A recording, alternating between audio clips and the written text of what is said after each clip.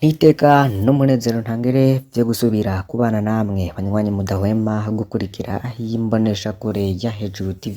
Turi ku wa gatandatu kw'itariki ya 22 Ruheshi 2024, aho tubazaniye inkuru yihuta cane muri iki gitondo ntuze gucikwa. Turabahaye kaze mwe mudukurikiye muri mu bice bitandukanye mu gisagara ca Bujumbura, muri mu gisagara ca Gitega, abari mu ntara ya Mwaro n'abandi bari mu zindi ntara zitandukanye hirya no hino mu gihugu c'u Burundi. Turabahaye kaze ntimuze gucikwa.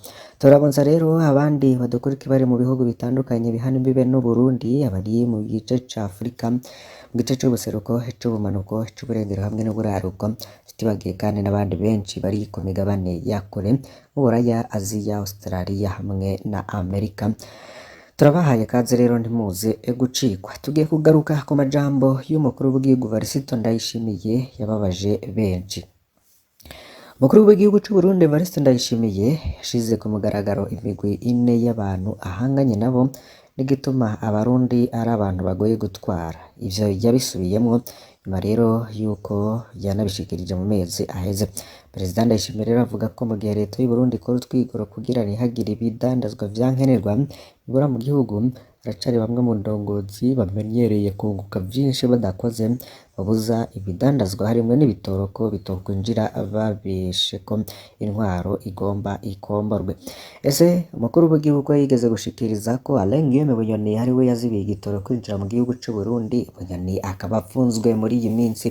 Ninde wundi ariko arabuza ko igitoro cinjizwa mu Burundi? Ivyo vyose turaza kubigarukako, ndetse n'iyo migwi ine y'abantu Perezida Evariste Ndayishimiye atangaza ko ahanganye nabo, mukaza kuyimenya muri aya makuru mu buryo bw'idonido.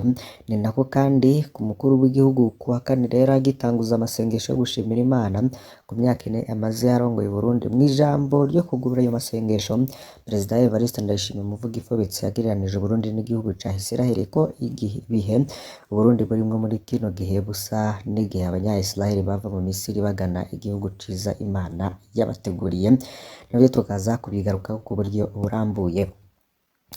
Fyona kuri subscribe canke sabone niba utari wafyonako, wibuke no kubisangiza bagenzabe kugira badacikwa n'amakuru tubagezaho. Turabahaye ikaze, iyi ni Hejuru TV.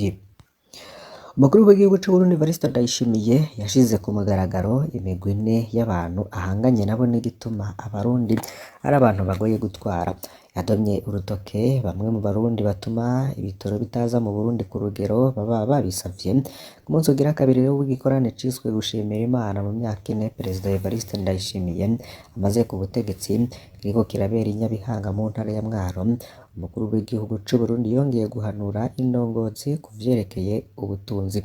Perezida Ndayishimiye rero akavuga ko leta y'u Burundi ikora utwigoro kugira ntihagire ibidandazwa vyankenerwa bibura mu gihugu, ngo haracari bamwe mu ndongozi rero bamenyereye kunguka vyinshi badakoze, babuza ibidandazwa harimwo n'ibitoro ko bitokwinjira babesha ko intwaro igomba ikomborwe. Yagize ati ibidandazwa vyankenerwa ntibibuze kubera ubukene bw'amafaranga mvamakungu mu Burundi. Iryo jambo muri note. Abashikiranganji bo bavuga ko kubura igitoro vyoba vyaratewe n'ubukene bw'amafaranga mvamakungu. Gusa rero umukuru w'igihugu akavuga ko ikibuza ari umutima wo gukunda igihugu, ugashira imbere inyungu zawe. Perezida Ndayishimiye agasigura ko hari indongozi mu gihugu zibesha bigatuma haba abanyamitahe badashikana ibidandazwa vyankenerwa mu Burundi. Avuga ko mu vyo amaze kwibonera muri iyo myaka ine, nta barundi rero bigira intore mu maso yiwe, ariko kandi mu bikorwa vyabo bakagwanya iterambere ry'igihugu. Umukuru w'igihugu rero yerekana ko mu bindi bizingamitse ubutunzi bw'igihugu ari indongozi zishira imbere inyungu zabo zikibagirwa iz'igihugu. Aho rero havugwa abarwizatunga n'indongozi ziboheye amaboko imugongo igihugu bakoresheje ikinyoma. Avuga ko rero bamwe bakoreshwa n'abanka igihugu bashaka ko mu Burundi hatera ukugarariza ubutegetsi. Yatanze urugero rw'abarwizatunga bamenye ko hari umwe muri bo yahawe amafaranga mvamakungu aje kuzana ibitoro, baca baja hamwe bakamuhayo yocungutse ko kugira areke kuja kukizana.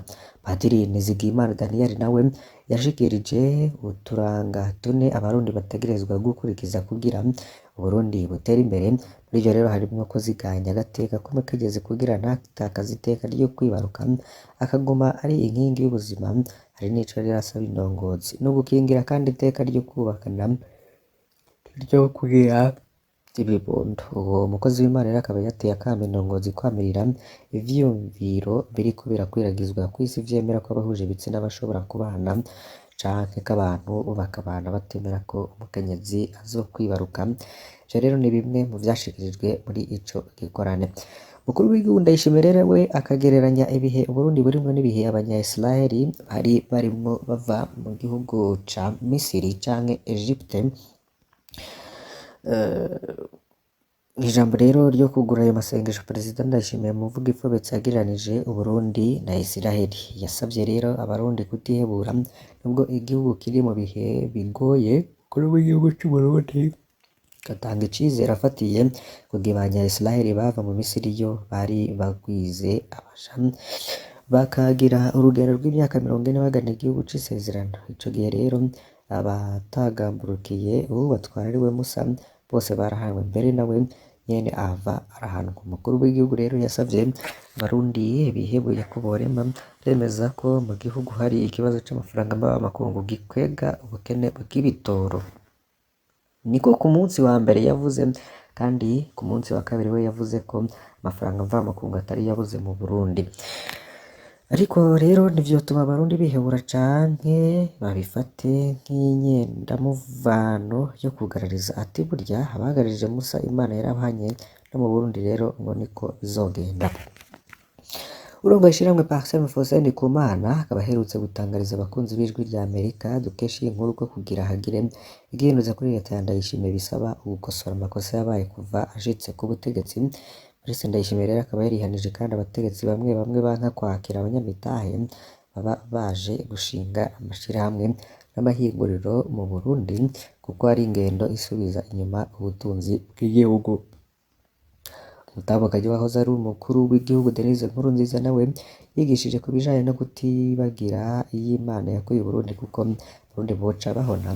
Kuri wewe rero ibibazo abarundi barimwo nivyo kubigisha no guca bugufi bityo no kwigumya ntibahave bagumuka ku barongozi. Nivyo rero ngo vyoshirwa imbere kugira ngo Burundi butekane kandi bugere ku bihe vyiza cane uko rero bama bavyifuza. Reka tugaruke ku yandi makuru avuga ko impunzi zahungiye mu Burundi ngo zigeze kure zihangira imirimo. Ubundi rero bukaba bwarafatanije n'amakungu himbaza umunsi mpuzamakungu wahariwe impunzi. Impunzi ngo ziri mu Burundi zimenyesha ko naho ibibazo bitabuze zimaze kumenya kwihangira imirimo bituma rero zibaho mu buzima butandukanye no kwama bateze amashi. Umunsi mukuru wari himbarijwe mu gisagara ca Bujumbura bucivugo kigira kiti gifatanye n'impunzi mu kurondera inyishu zirama z'ibibazo vyazo. Hari hakoraniye rero impunzi zaje ziserukira abandi zavuye mu makambi atanu ari mu Burundi ariyo Nyankanda, hari Bwagiriza, kambi ya Musaza, hari na kambi ya Kinama ni na kambi ya Kavumu. Bamwe rero muri izo mpunzi berekanye ivyo bakora kugira biteze imbere. Hari abashikisha inkoko, hari ibiseke, abashona impuzu, abakora amasabuni n'iyindi myuga myinshi bigishijwe n'amashirahamwe akorera mu makambi nk'uko bavyivugira. Baganira n'ijwi rya Amerika rero bakemeza ko abo bahavuye naho bageze uno munsi bitandukanye cane. Mu buserukira HCR mu Burundi rero ni Brigitte Mukanga Eno yamenyesheje ko indyane ziri mu bihugu bitandukanye kw'isi no muri Sudani zituma HCR idafasha uko bikenewe impunzi. Yaciye rero abonera ko gusaba abarundi kuba hafi y'impunzi muri bino bihe bitoroshe bakazifasha mu vyo bashoboye kugira nazo zibeho neza. Abaserukiye leta y'u Burundi muri ivyo birori umunyamabanga ntayegayezwa mu bushikiranganji bw'intwaro yo hagati mu gihugu Ndarufatiye Theophile yamenyesheje impunzi ko ataco zirekuriwe n'amategeko zizobura mu Burundi. Brigitte Mukango Eno akaba aserukira HCR mu Burundi akaba yaranamenyesheje ko muri ico gihugu rero hari impunzi n'abasaba ubuhungiro bagera ku bihumbi 90 bahungiye mu gihugu hagati rero bakaba barenga ibihumbi 8 n'impunzi zatahutse mu gihugu cazo zivuye mu bihugu vya kano karere ka Afurika y'ubuseruko bakaba barenga 250 yamenyesheje kandi ko kw'isi yose naho haharurwa impunzi zirenga imiliyoni 120. Niyo nkuru rero yindi, reka tubabwire rero n'ibindi bigezweho bigiye bitandukanye. Ikinyamakuru Burunga candika ko kaminuza yitiriwe ikiyaga Tanganyika yarayitanguje inyigisho Université dute kwiga ku nshuro ya kabiri. Abantu 30 rero bagizwe n'abakozi muri za kaminuza, abanyeshuri n'abandi bakorera mu gisata c'ubuhinga nibo bariko bakurikira inyigisho z'ivy'ubuhinga bwa none bukoreshejwe cane kw'isi. Ni cloud ziriko zitangwa rero n'abahinga n'abigisha bo mu makaminuza atandukanye mu gihugu c'Ubufaransa, zitunganijwe na kaminuza yitiriwe ikiyaga Tanganyika bateganije n'ishirahamwe Le Collectif Ubuntu ryatangujwe n'abarundi baba muri ico gihugu. Izo nyigisho rero zikaba ziriko ziratangwa kuva kuwa 20 Ruheshi 2024 gushika kuwa 2025 ku kwezi kwa Ruheshi. Umwigisha yigisha yagiye gutumatumanako muri kaminuza yo mu gisagara ca Nantes, Jean-Luc Meno, yari yatumweko ku nshuro ya mbere. Avuga ko iz'uyu mwaka zifise akarusho kuko zaje azananye n'abandi babiri naho rero bavuye mu makaminuza atandukanye n'ibisata bitandukanye ariko bisanzwe bikorana. Ikindi ngo nuko rero bamaze kugenda kwigisha mu bindi bihugu vya Afurika bafise ubumenyi buri ku rugero rumwe n'abarundi canke babasumbya. Umuyobozi wa kaminuza rero yitiriwe ikiyaga Tanganyika Evariste Ngayimpenda amenyesha ko izo nyigisho zizofasha abo bigisha kubona aho abarundi bageze mu vy'ubuhinga n'ingene boshikira abandi bamaze gutera imbere muri ico gisata. Ikindi ngo nuko rero bashobora kugumamwo abo bakorana bari ngaha mu gihugu canke bari hanze y'igihugu, bagashobora no kuronka rero impamyabushobozi. Gahamagara rero urwaruka mu vyo rukora vyose rwomenya ubuhinga bwa none bufise ikibanza gikomeye kuko ata gisata na kimwe butarimwo kandi ata gisata gitera imbere butarimwo. Nayo mu birabana n'indero n'ubundi Igitega, nyuma y'akaguma kw'ishure Christ Roi, 6 mu bari barongoye abandi baraye mu gasho. Inyuma rero y'akaguma kare kabereye kw'ishure ryitiriwe Kristo Umwami ryo ku Mushaha mw'ijoro ryakeye, abanyeshuri rero 6 mu bari barongoye abandi canke delege muri ako kaguma greve bashigamwe mu minwe y'inyamiramabi ku mvo z'amatohoza. Abavyeyi, abarezi n'abandi banyeshuri bakamiriza iyo nyifato bavuga ko itabereye. Nibihera Mathias akavuga ko birababaje kubona hariho abana baciyumvira ko ivyo bakeneye bategerezwa kubironka bakoresheje igikenye n'iterabwoba. Akabasaba ariko bano bana ahubwo bakwiye gutegurirwa inyigisho zo gukunda igihugu kuko ngo kugumura abandi gushika naho batera amabuye abarezi bagomba kubica birateye isoni. Ntibirangeza Daphrose bavuga ko ivyo basaba vyumvikana ariko inzira baciyemwo mu kwerekana akababaro ari inzira idashika. Agira ati ingingo rero bafatiwe ntizoroshe kuko banatanguye umwaka atazo bazi ngo bashobore kwitegura.